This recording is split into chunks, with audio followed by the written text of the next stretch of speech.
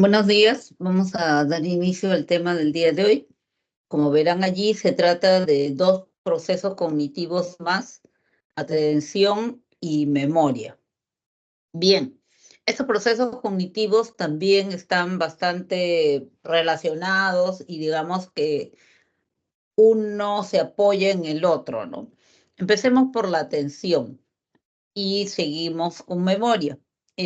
La palabra memoria, y probablemente me han escuchado decirlo en varias ocasiones, la memoria como que se difumina, como que eh, se procesa en diferentes lugares, ¿no? Pero sin embargo es algo fundamental y nosotros como que al parecer lo confluimos o pensamos que es un todo, ¿no? Pero hay preguntas que se dan al respecto, ¿no? Hay interrogantes. Mm, ¿Por qué olvidamos las cosas, por ejemplo? Porque olvidamos conocimientos, pero también olvidamos sucesos, también olvidamos en otras ocasiones aprendizajes sabidos.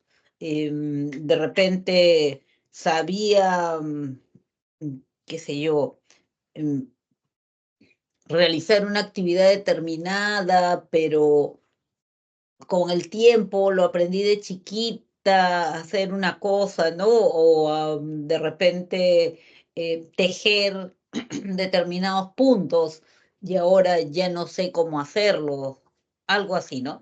Entonces hay diferentes tipos de olvido porque hay diferentes tipos de memoria. ¿Y qué importancia tiene eso? ¿Tiene importancia? ¿Es importante que una persona pueda olvidar? ¿O no es importante? Más bien es grave o no. Existen trastornos de la memoria, creo que seguramente sabemos. ¿El olvido es un trastorno memoria o no? ¿Se puede mejorar la memoria o ya nacemos con una memoria determinada, no? ¿Y por qué las personas adultas mayores, muy mayores, de repente como las que están allí en la caricatura, empiezan a olvidar cosas, objetos y situaciones, ¿no? Acciones también empiezan a olvidar. ¿Por qué razón? ¿Qué cosa es lo que explica esto? Entonces, vamos a revisar el día de hoy qué cosa es la atención primero, cómo se vincula con la memoria, cómo se define la memoria, qué etapas existen en la memoria, a qué se le llama enfoque modélico de la memoria, qué tipos de memoria existen, a qué se le llama procesos de control de la memoria, qué es el olvido y qué trastornos de la memoria podemos ubicar. Empecemos por lo que es atención. Cuando hablamos de atención, podemos estar hablando de un proceso de selección, yo selecciono como si fuera, digamos, una suerte de filtro, como si fuera una suerte de coladera, de cernidor, donde se quedan algunas cosas y otras simplemente pasan, ¿no? Se pasan, se olvidan. Entonces, la atención es ese proceso que nos permite seleccionar un tipo de información y dejar otro tipo atrás, ¿no? Existen diferentes tipos de atención, pero la atención también es un proceso de control, un proceso de control de la memoria. Quiere decir que controla la memoria también. Cuando les hablan de proceso de control, a lo que se están refiriendo es a una situación que puede mejorar, en este caso, la memoria, o puede empeorarla. Entonces, la atención es un proceso de control. ¿Por qué? Porque puede mejorar o empeorar la memoria, dependiendo de cuánta atención pongamos. Bien, existen dos clasificaciones que son las más frecuentes respecto a la atención. Una primera es de acuerdo al interés del sujeto. Y allí ven tres tipos de atención, que estoy segura que no va a ser complicado poder recordarla. Sostenida, selectiva, dividida. ¿Cómo me acuerdo cuál es cuál? Uno, la atención selectiva es aquella que siempre nos pidieron y nos pedirán seguramente en diferentes ocasiones. La que nos piden siempre, puedes atender lo que te estoy diciendo, atiende lo que te señalo, atiende tal cosa, atiende tal otra. Eso es memoria selectiva. O sea, la memoria selectiva es, mira esto y deja de mirar el resto. Óyeme a mí y deja de oír, entre comillas, entre paréntesis, distraerte con otros ruidos o voces. Eso es la atención selectiva. Seleccióname. Puede ser que yo en la atención selectiva atienda, ponga todos mis sentidos en un estímulo determinado. Puede ser que sea en un tipo de estímulos. Búscame todos los botones rojos. Ya está. O puede ser en una parte del estímulo. Atiende esta parte del ejercicio. Entonces, la atención selectiva es la que me piden. Esa es la atención selectiva. Escúchame a mí y no al resto. Mírame a mí, mira lo que te estoy señalando y no te distraigas con otra cosa. Eso se llama atención selectiva, selectiva. Otro tipo de atención es la llamada atención sostenida. Cuando hablamos de atención sostenida, hablamos de la atención que se requiere para poder realizar una actividad. Para poder realizar una actividad se requiere atención, que tú concentres todo hasta terminar la actividad. A eso se llama atención sostenida. La atención sostenida, por lo tanto, puede ser muy corta o puede ser muy larga. Puede ser tan corta como subir un peldaño. Necesitas atención sostenida para subir una escalera, para subir de un peldaño a otro. Necesitas atención sostenida. O sea, ¿por qué? Porque la atención sostenida es la que yo necesito para poder realizar una actividad determinada. La persona más inquieta, más hiperkinética que conozcan, tiene atención de tipo sostenido, ¿no? La persona más inquieta es tu sobrinito que llega a tu casa, patea al perro, se sube a la mesa, tira el jarrón, tiene atención sostenida, porque por el solo hecho de caminar necesita atención sostenida. Para patear al pobre animalito necesita atención sostenida, si no daría patadas en el aire, pero no, le da a la mascota. Para subir a la mesa necesitas la atención sostenida, porque si no estaría dando saltos o intentos en el aire y no, él necesita subirse a la mesa. Entonces su brinco que dé o de repente, su movimiento que haga tiene que subirlo a la mesa. Entonces la atención sostenida puede ser así de corta como para realizar una actividad o puede ser larga, como la imagen que muestra ahí la chica que está leyendo algo y que se queda, y les debe haber pasado a ustedes en algunas ocasiones, se quedan como embebido en una lectura y como que todo el resto desaparece. O sea, ni te das cuenta que te están llamando o que se pasó la hora. ¿Por qué? Porque tu atención estaba puesta en la actividad que estabas realizando, ¿no? Un cirujano que a veces opera 5 horas, 6 horas, ¿no? Tiene que tener atención sostenida para poder realizar hasta terminar la operación. Y finalmente la atención dividida, que su solo nombre ya nos dice de qué se trata, que es la atención que tú pones en 2 o 3 actividades. Pudiera decir en 2 o más actividades, pero ¿quién realiza más de 3 actividades a la vez, bien hechas? Difícilmente, ¿no? Puede existir alguna persona, de repente sí puede existir, pero generalmente son 2 o 3 actividades. La señora está hablando por teléfono, está ayudándole al hijito a realizar la tarea, ¿no? Parece. O puede ser las recepcionistas, contestan el teléfono, siguen digitando un oficio, una carta, una solicitud y de repente hasta están comiendo su refrigerio. Están haciendo varias cosas a la vez. Para que la atención dividida funcione, las personas o las actividades tendrían que cumplir con ciertos requisitos. La situación en sí tendría que cumplir con ciertos requisitos. Por ejemplo, las actividades que se realizan simultáneamente no deben requerir o tendrían que requerir de modalidades sensoriales diferentes. Algo que probablemente ustedes hagan, escuchar música y leer. Claro, son dos modalidades sensoriales diferentes, puedo hacerlas simultáneamente. Pero ver un video y leer, no, ahí no vas a hacer bien, ninguna de las dos. Entonces, afectan modalidades sensoriales diferentes.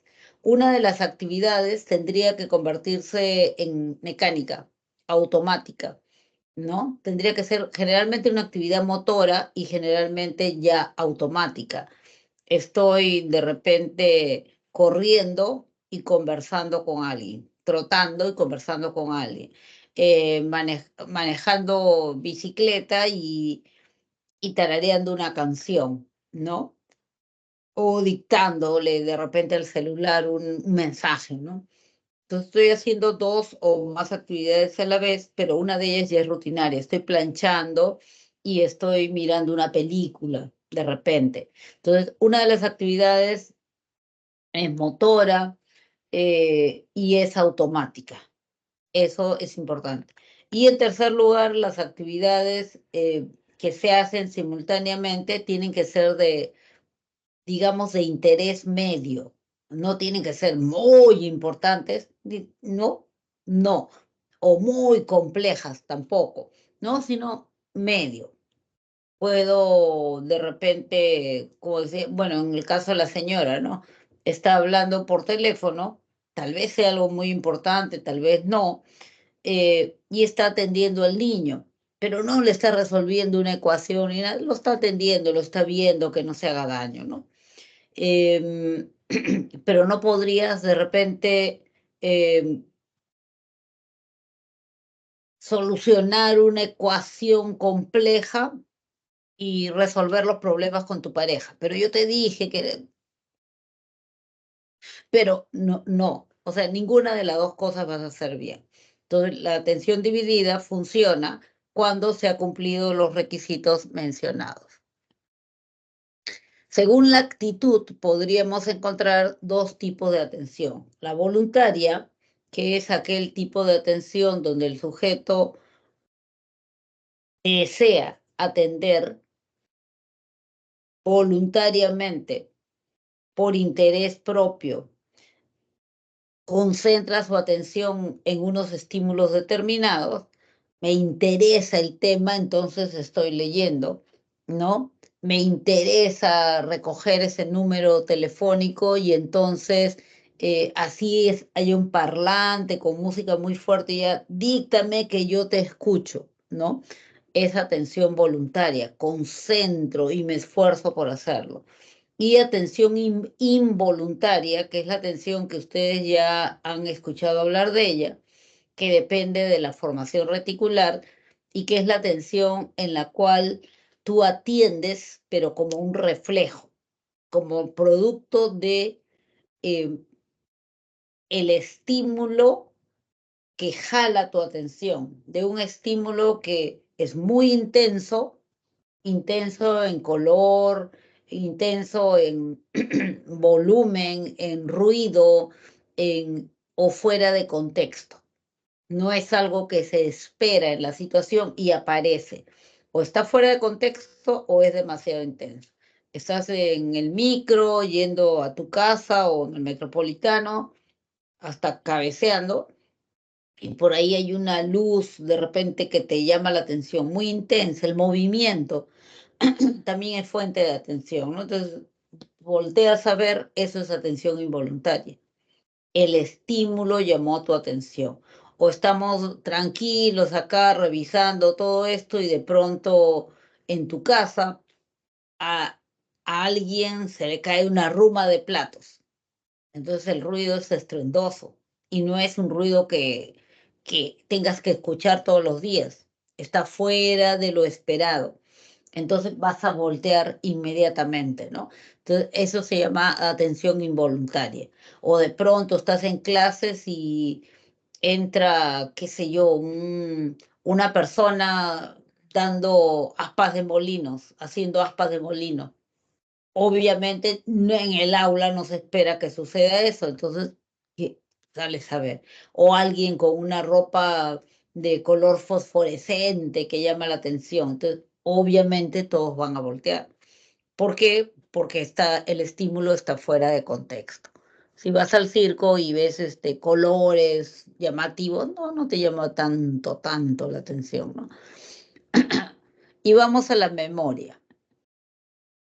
¿Qué es la memoria? La memoria es el proceso a través del cual se registra, se almacena y se evocan recuerdos. Se registra una situación, se anota, se guarda, se almacena, se guarda, se almacena y se evoca, se recuerda cuando sea necesaria. Si no hay registro, almacenamiento y recuperación, no es memoria. Si solamente almaceno, pero después no hay cómo recuperarlo, no es memoria. Existe una metáfora, una analogía que se hace con el aparato computador. Claro que ahora ya no estaría tan clara por la evolución tecnológica de los equipos, pero la idea era la siguiente, ¿no? En la memoria, yo primero registro la información. En la computadora, yo digito la información. Entonces, el registro viene a ser digamos, lo análogo a registrar mi información, a escribirla, a anotarla. Lo almaceno cuando yo le hago clic y lo guardo en la pantalla de mi computador. Entonces, eso es el almacenamiento, es la analogía. Y la recuperación es cuando yo abro la carpeta y saco los archivos que había guardado. Similar, yo ya lo tengo guardado en mi memoria, pero todo el tiempo no estoy pensando en eso que guardé. No todo el tiempo estoy pensando en todos los conocimientos que he adquirido o todas las vivencias que he tenido, no, de ninguna manera. Pero si alguien me habla del tema, entonces inmediatamente yo saco ese material y lo utilizo según lo necesite. Entonces, esa capacidad de recuperación es el recuerdo. Entonces, por eso se hace la analogía con el funcionamiento de la computadora. Atkinson y Shiffrin preparan este modelo, donde la memoria viene a ser un tipo de multialmacén. Entonces, lo que ellos dicen es, la memoria es un almacén múltiple, un almacén que tiene por lo menos 3 ambientes. El primer almacén es el almacén denominado registro sensorial. Quiere decir, llegan los estímulos y ahí se anotan, se registran, ¿ya? Se registran, se detectan. Otro almacén es el almacén en el cual permanecen durante un tiempo. Ya se registraron, ahora pasan a este almacén donde van a estar temporalmente, mientras los uses, mientras lo trabajes, mientras estés trabajando con esos elementos o mientras lo necesites, allí lo tienes, en tu almacén a corto plazo. De allí, por lo tanto, de este almacén a corto plazo, como yo estoy trabajando con el material, salen mis productos. La respuesta que voy a dar al ejercicio, la respuesta que voy a dar a la pregunta, etcétera, ¿no? O la acción que voy a emprender de acuerdo a lo que estoy trabajando, ¿no? Entonces, ese es el almacén a corto plazo. Importante porque de ahí van a salir nuestras acciones. Pero una vez que ya terminé de trabajar con ese material, si es necesario y si utilizo los procedimientos adecuados, lo puedo guardar teóricamente a un almacén, a un depósito si quieren, donde puede permanecer para siempre. Entonces ya este material, ya terminé de trabajar con él, pero es importante. Entonces lo guardo en mi depósito de largo plazo. A ese le llaman almacén de largo plazo. Entonces, el enfoque modélico de Atkinson y Chifri lo que nos dice es eso. La memoria es un multi-almacén, o sea, un almacén múltiple, donde en cada almacén, o sea, en cada lugar, los estímulos, eso que se denomina acá el input, los estímulos permanecen por un tiempo determinado. El registro sensorial solamente duran lo suficiente como para ser capturados, captados, registrados. De ahí pasan al almacén de corto plazo, donde van a ser usados, donde se va a usar el material, se va a trabajar con el material. ¿Para qué voy a trabajar con eso? Para dar una respuesta. Y luego, si es importante y si cumple con ciertos requisitos, puede ser archivado para siempre y pasa al almacén de largo plazo. En este modelo o en este enfoque modélico de Atkinson y Shiffrin, cada uno de estos almacenes tiene un proceso de control. ¿Qué significa esto? Como les decía anteriormente, un proceso cognitivo que va a permitir que cada uno de estos almacenajes, por llamarlo así, sean mejor o sean peor. O sea, va a obstaculizar el almacenamiento, la permanencia durante cada uno de estos momentos, lo va a perjudicar, lo va a entorpecer, va a interferir o lo va a mejorar. A eso se llaman procesos de control, ¿ya? A esos procesos cognitivos que mejoran o interfieren en la permanencia de los estímulos en cada uno de estos almacenes. Se le llama proceso de control. Por lo tanto, y de acuerdo a ello, tenemos tres tipos de memoria. De acuerdo a cuál almacenaje, en qué almacenaje esté los estímulos. La memoria sensorial, memoria a corto plazo y la memoria de largo plazo. ¿Qué es la memoria sensorial? Lo que veíamos hace un momento como registro. La memoria sensorial es aquel registro que se realiza en los órganos sensoriales.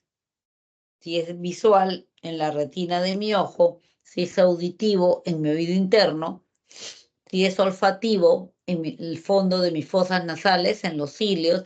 Entonces, allí en ese lugar se va a registrar, va a permanecer el estímulo por un tiempo muy corto, breve, chiquitito, por un tiempecito está ahí, ¿ya?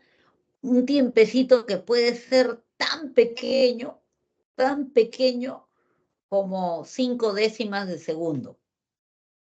5 décimas de segundo, o sea, ni siquiera llega al segundo. No, no llega al segundo. 5 décimas de segundo vendría a ser pues medio segundo, ¿no?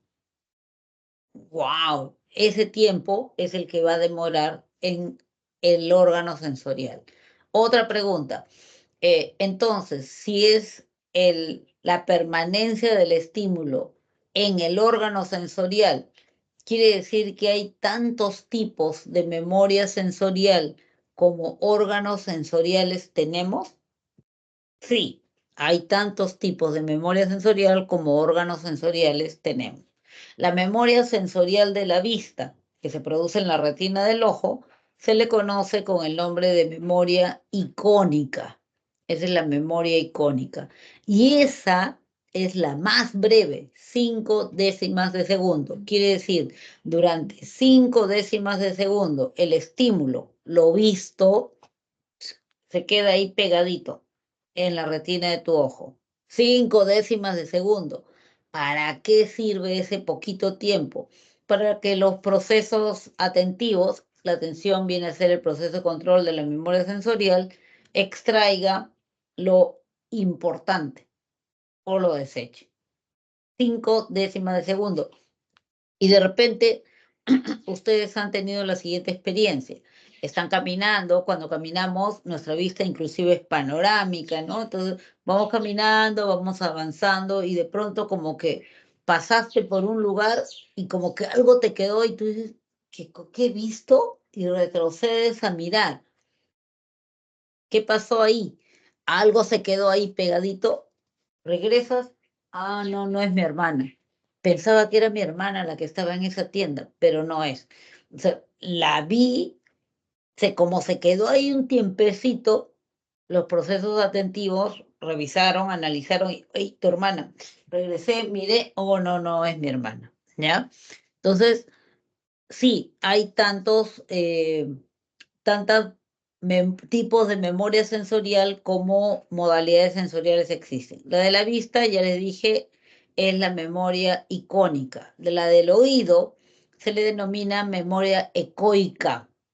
Ecoica. Permanece ahí, es la que dura más, a veces hasta un par de segundos y está bien, porque quiere decir que entra una palabra, se queda ahí. Entra la siguiente palabra y todavía sigue la primera allí, y entonces se engancha con esta. Llega una tercera palabra y se engancha con la segunda, y la cuarta se engancha con la tercera. Y es por eso que nosotros podemos entender una oración, porque los estímulos llegan a conectarse y nos permiten entender una oración, un pensamiento. En el caso de la memoria icónica, no. Está el estímulo, entra otro y lo desplaza. Llega otro estímulo, lo desplaza. Llega otro estímulo, lo desplaza.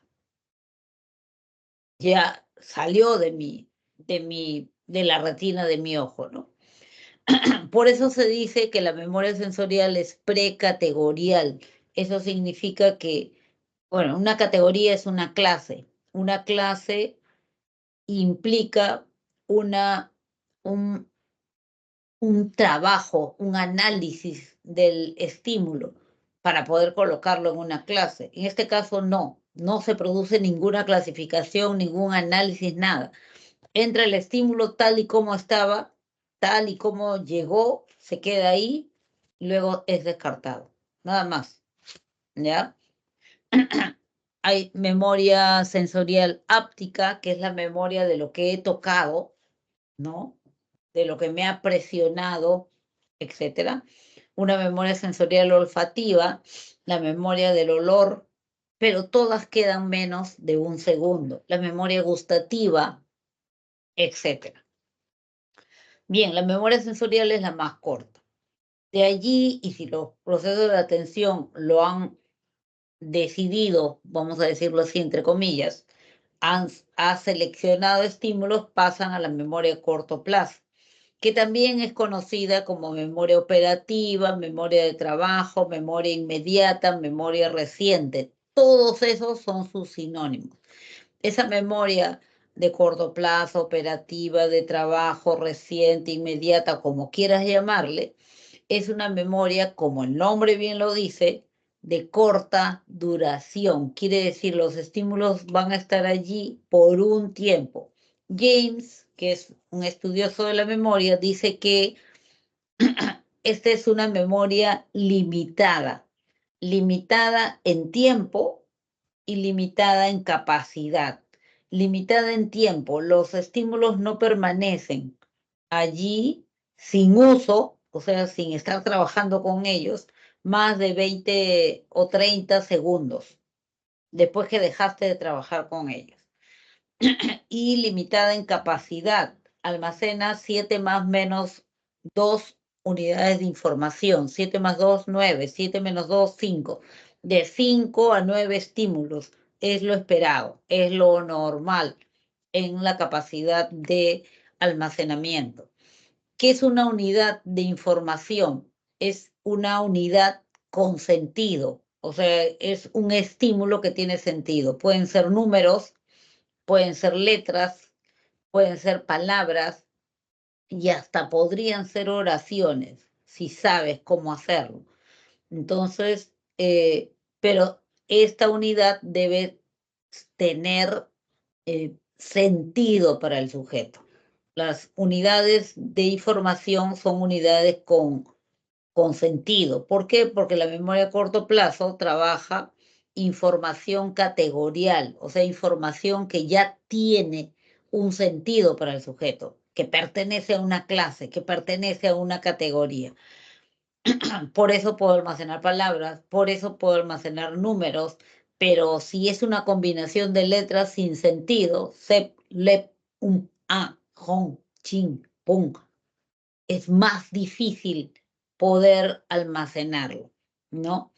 Y bueno, no llego a sobrepasar las 9 unidades de información.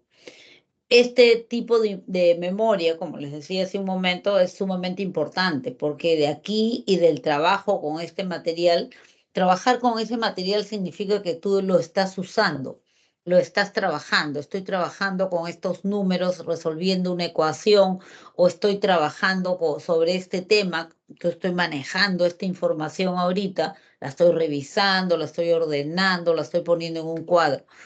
Eso es. Pero cuando ya lo dejo de trabajar, dejo de pensar en ese material porque pudiera ser de que estoy ahí, ya dejé todo, pero sigo pensando en eso, lo sigo trabajando mentalmente. Ahí lo estoy trabajando. Pero si yo ya dejo de pensar en eso y pasan 30 segundos, hasta un par de minutos diría yo, entonces lo puedo perder. Funciona, como dice aquí abajo, como una pizarra, ¿no? Entonces, si yo ya la dejé y ya borraron la pizarra, ya no la puedo ver. Y el último tipo de almacén es la memoria de largo plazo. La memoria de largo plazo también es llamada memoria permanente, memoria remota. Esta memoria tiene teóricamente una capacidad ilimitada. Quiere decir que no se llena. Quiere decir que lo va a guardar para siempre. ¿Qué información guarda? Obviamente información recontra clasificada. Quiere decir información que tiene sentido para ti, que tiene importancia para ti, que tiene algún vínculo contigo y la guarda de una manera ordenada. Esta información puede ser explícita, esto es información de la cual tú puedes hablar, puedes conversar, puedes compartir con alguien, o puede ser información implícita. Quiere decir información que no estás muy consciente, no sabes bien su contenido en pormenores, pero está ahí guardada.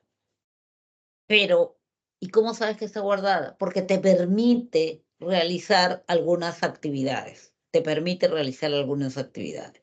Por ejemplo, ¿cuáles son todos los músculos y movimientos que yo hago al caminar?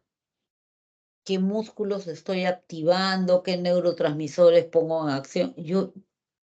Yo qué sé, yo no sé, pero sin embargo, en algún lugar de tu organismo está guardada esa información porque lo haces automáticamente y a cada rato. Eso es una información implícita. Tú no tienes el contenido en tu mano, en tu mente, pero lo, lo evidencias, ¿no? Aquí esta memoria de largo plazo se puede clasificar no en la memoria explícita, o sea, aquel tipo de memoria de largo plazo cuyo contenido es compartible, es posible de compartir con otras personas. Se le llama también memoria declarativa y puede clasificarse en dos: los recuerdos de contenidos, aprendizajes hechos, memoria semántica, y los recuerdos de episodios de vida vividos, memoria episódica. Fácil de acordarte porque episódica viene de episodios, vivencias que yo he tenido. Claro, me acuerdo esto, que fuimos a tal sitio, que hicimos tal cosa, que visitamos, memoria episódica. Memoria semántica, claro, la suma del cuadrado de los catetos, etcétera, ¿no? Sí, que las cruzadas, que no sé cuánto, memoria semántica. Hagan, si quieren, el símil con memoria semántica es todo, contiene, la memoria semántica contiene todo lo que yo puedo encontrar en una enciclopedia, pero en este caso, mi enciclopedia personal, memoria semántica.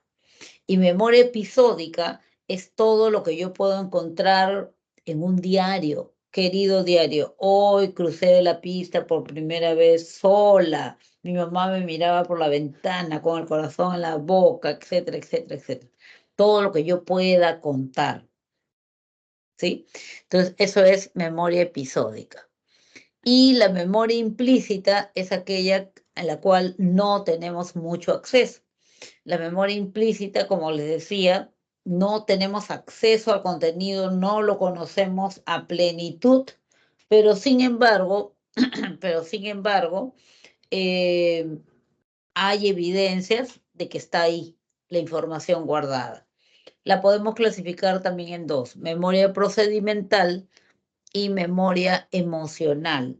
¿Qué es la memoria procedimental? Procedimental viene de procedimiento, ¿no es cierto? Entonces, la memoria procedimental se refiere a la memoria de la secuencia de acciones para realizar una actividad. Generalmente está vinculada a una actividad motora, caminar, correr, subir, qué sé yo, ¿no? Subir rampeando, ¿no? Una roca, nadar, manejar bicicleta, o sea, secuencia de acciones para realizar una actividad que generalmente ya se volvió automática. Lo que mucha gente llama, la memoria del músculo. No es la memoria del músculo, es tu memoria procedimental. Y que ni siquiera se procesa en el músculo mismo. ¿Dónde se procesa la memoria procedimental? En tu cerebelo, pues.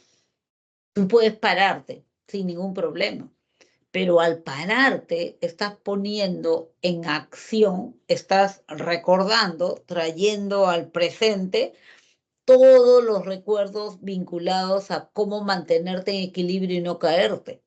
Qué músculos debes contraer, qué músculos debes relajar, qué neurotransmisores producir, todo lo que necesitas para mantenerte en pie. Es una evidencia de que existe la memoria procedimental. Puedes agarrar tu bicicleta, te montas y te vas a un sitio determinado sin caerte. Pero al momento de hacerlo, estás poniendo en acción, estás utilizando, estás jalando a tu memoria todo aquello que tú tenías ahí almacenado en tu cerebelo o en tu lóbulo frontal, puede ser que es un lóbulo motor también, que jalas y pones en acción. Eso es memoria procedimental. Pero si alguien te pregunta, dime por favor qué músculos debo contraer, qué músculos debo relajar, qué neurotransmisores debo producir, por favor dime para mantenerme en pie. No sabes, no sabemos, ¿no? Pero allí está, en algún sitio tiene que estar. Ahí, pues ya sabes, en el cerebelo, en el lóbulo frontal. Y la memoria emocional también es implícita. Quiere decir que nosotros no somos conscientes de todo lo que tienes que acordarte para experimentar una emoción. Pero sin embargo, si escuchas una canción como la señora de la imagen, escuchas una canción y tu corazoncito salta o tus lágrimas se asoman a tus ojos, ¿no? O experimentas una emoción determinada, entonces estás reviviendo una emoción. Entonces estás poniendo en acción una serie de cambios en tu organismo para que esa emoción vuelva a hacerse presente. Eso es memoria emocional. Cuando agarro, estoy revisando y encuentro de repente una carta, una foto de alguien con el cual he pasado un mal rato y simplemente me da cólera. ¿Y esto qué hace acá? Lo rompo, no sé qué. Ya otra vez experimenté la cólera. Entonces, ¿qué se activó? Mi memoria emocional. ¿De qué tipo es? Memoria implícita de largo plazo. O a veces de repente me encuentro con una persona y mi corazón salta, mis ojos se agrandan, no siento que estoy hiperventilando, todo está más luminoso, estoy alegre, que se activó mi memoria emocional. Entonces, ahí tienen que tener muchísimo cuidado en no confundir la memoria episódica con la memoria emocional. La memoria episódica es, me acuerdo del acontecimiento. Ah, claro, sí me acuerdo que fui al velorio de no sé quién, sí, la gente estaba muy compungida, estaba muy afectada. Estoy relatando. Cuando yo relato algo, narro, es memoria episódica, pero si yo digo, sí, me acuerdo que estuve en el velorio de, ay, qué horrible, ay, mira, hoy otra vez estoy sintiendo esa emoción, o sea, mi corazón se estruja, mis ojos están a punto de botar una lágrima, o sea, otra vez estoy con pena, eso es memoria emocional, o sea, memoria emocional es experimentar, revivir una emoción determinada, ¿ya? Cuidado con la confusión. ¿Cuáles son los procesos de control? Para la memoria sensorial, ya habíamos dicho, el proceso de control es la atención. Si yo pongo más atención, mi memoria sensorial va a ser más rica, más abundante. Si yo pongo menos atención, entonces se me van a pasar muchas cosas y no me voy a dar cuenta. Para la memoria a corto plazo, el proceso de control es la repetición. Mientras más lo rememore, le dé vuelta, le dé vuelta, le dé vuelta, le dé vuelta a las cosas, al material, al contenido, más tiempo va a permanecer en mi memoria a corto plazo. Me dan un número de teléfono, no tengo dónde apuntar, entonces lo repito. 986-3475, 986-34, 986-34, 986. O sea, estoy repitiendo, repitiendo mecánicamente, pero estoy repitiendo y va a permanecer en mi memoria a corto plazo. Estoy trabajando con un material, trabajando, estoy usando el material, lo estoy agarrando, lo estoy usando, lo estoy escribiendo, lo estoy copiando. Eso es repetición, significa darle vuelta al material, lo estoy repitiendo. Y en la memoria a largo plazo, el proceso de control es el ensayo elaborativo. El ensayo elaborativo, muchos le llaman codificación, significa darle una forma mm, personal al material. Estoy estudiando mi, sobre el proceso de memoria o sobre el proceso, qué sé yo, sobre la percepción. Entonces leo el material que tengo, miro las fotos que he tomado, las capturas de pantalla y ahora ya, lo analicé, lo dejo de lado, agarro una hoja en blanco y ahora yo hago mi propio cuadro. Entonces yo estoy elaborando algo, lo estoy codificando, lo estoy poniendo en mi código personal, entonces ese material que he construido tiene la posibilidad de pasar a la memoria de largo plazo. Estoy convirtiendo el material en algo que tiene un vínculo conmigo. Estoy usando mis palabras, mi diseño, mi estilo, mi forma de decir las cosas para relatar lo que he aprendido. Entonces estoy elaborando algo, estoy creando, no estoy copiando, estoy creando. Eso es ensayo elaborativo y eso es lo que le permite, lo que le brinda, lo que le da significatividad a tu material. Por eso es importante hacer resúmenes, hacer cuadros personales, propios. ¿Por qué se produce el olvido? Hay tres causas principalmente, ¿no? El decaimiento de la huella, que se refiere a dejar de usar el material. O sea, se borró la huella, pues. ¿Por qué? Porque no lo usaste. Es lo que sucede, por ejemplo, te, te inscriben en un curso de inglés cuando tienes 6, 7 años, pero luego nunca más vuelves a usar. A los 18 años te vas a Estados Unidos con tus padres y te dicen, pero tú sabías inglés, hijito, vamos, habla, por favor, ábrenos las puertas con tu idioma. ¿Qué hice yo si yo ya no lo volví a tocar? Entonces la huella decayó. Igual cuando aprendes un instrumento y eres muy pequeñito y no continúas, entonces la huella decae. O más cercano a ustedes, sé un material, lo sé, ahorita me preguntan y como lo tengo todo acá en mi memoria a corto plazo, puedo hablar, puedo explicar, puedo explicarte todo lo que he aprendido. Pero ya está en mi memoria a corto plazo, pero la memoria a corto plazo tiene una capacidad limitada y se llena, ¿no es cierto? Se llena. Ahora me toca otro curso. ¿Dónde voy a meter la información? Tengo que deshacerme de esta para meter la información nueva acá. Y viene alguien y me pregunta, nada, pues no la registré, no la pasé a mi memoria a largo plazo, no elaboré nada. Ay, me olvidé, pues. Eso fue. También puede ser por fallas en la recuperación. Se dice que es por fallas en la recuperación cuando, ya, yo creí que había guardado la información, pero no sé cómo jalarla. De repente, ya alguien me dijo, si se trata de un proceso, entonces agarra las primeras letras de cada acción del proceso y arma como un acróstico. Bien, ya lo voy a hacer. Pero me olvidé de memorizar el acróstico. Pero yo lo hice, me acuerdo que lo hice. ¿Cómo era? Dios mío, ¿cómo era? Me acuerdo clarito que lo he hecho en un papel con colores, pero no lo memoricé. Una pregunta. Entonces, no tengo la clave para poder recuperar esa información. No sé cómo acceder a ella. Dime una palabra y entonces lo digo. Eso es, falla en la recuperación, ¿no? O lo tengo en la punta de la lengua, ayúdame, ayúdame. Esa es falla en la recuperación.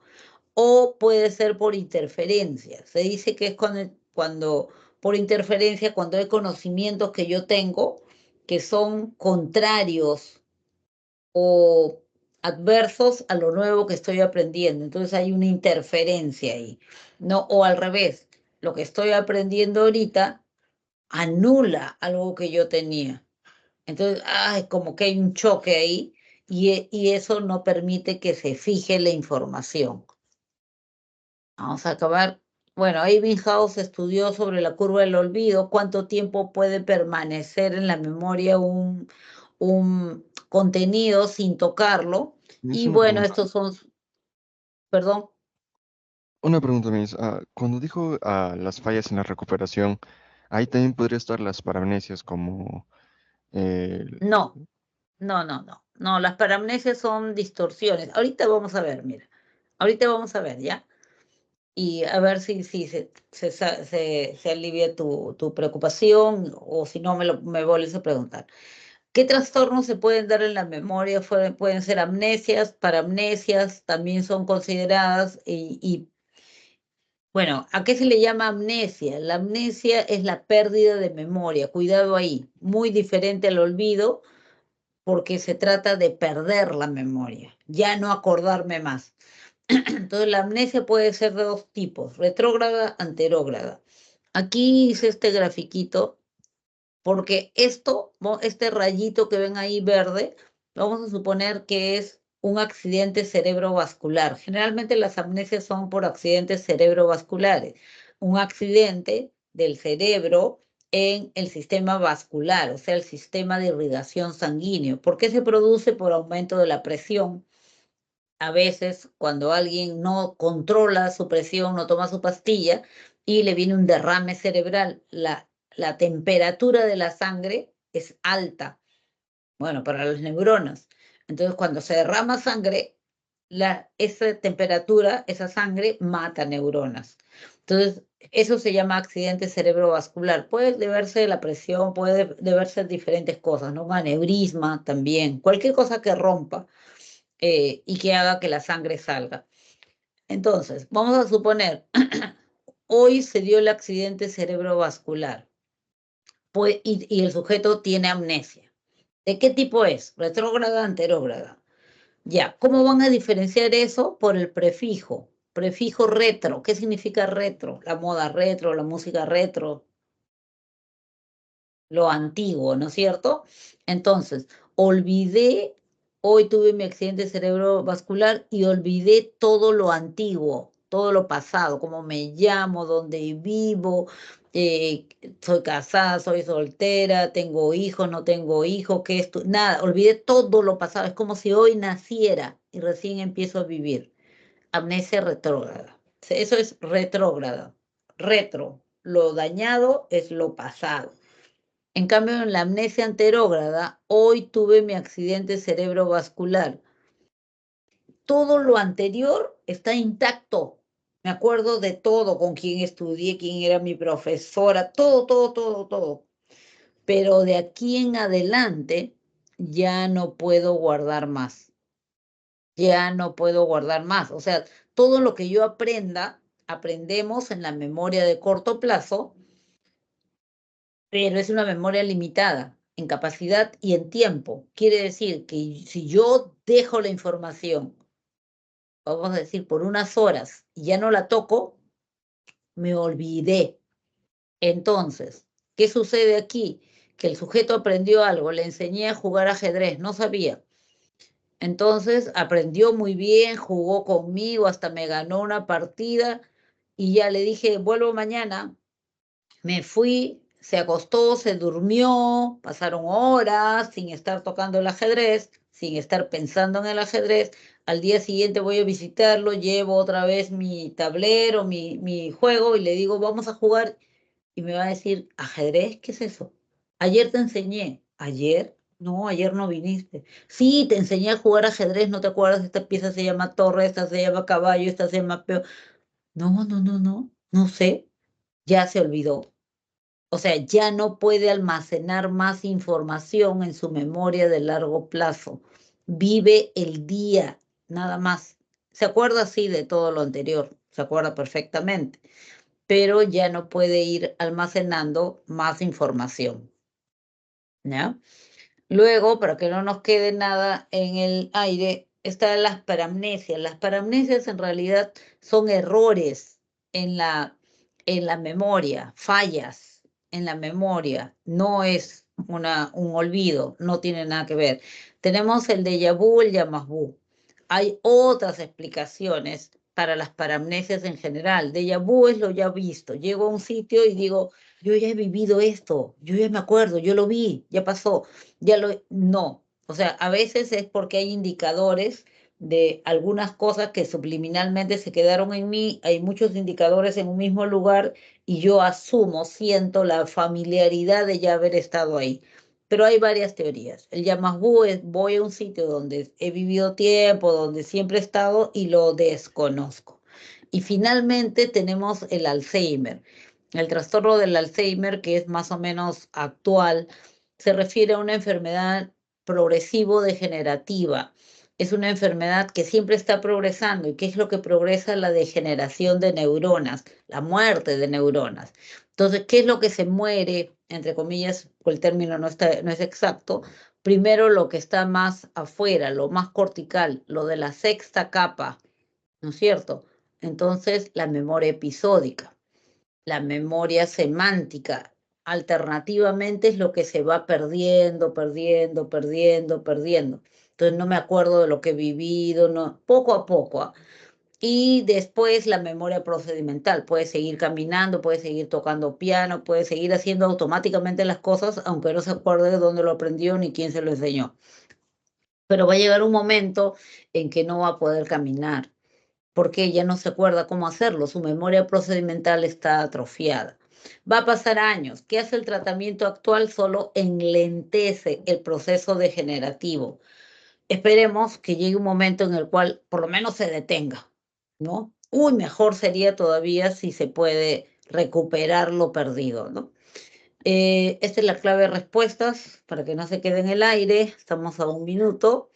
Y nada, ya, acuérdense ahora, sepan bien por qué es importante que primero leemos y armamos un texto, un resumen, de repente un organizador gráfico que sea propio, porque de esa manera lo volvemos significativo y porque de esa manera pasa mi memoria de largo plazo y sí se puede quedar con nosotros para siempre, pues, ¿no? Eso sería todo de mi parte. Muchísimas, muchísimas gracias por su atención y ya nos vemos la próxima semana. Bye. Chao, Miss, cuídese. Chao, Cuídense Miss, también cuídese. ustedes. Chau, Miss, Chao, chao. cuídese. Cuídense.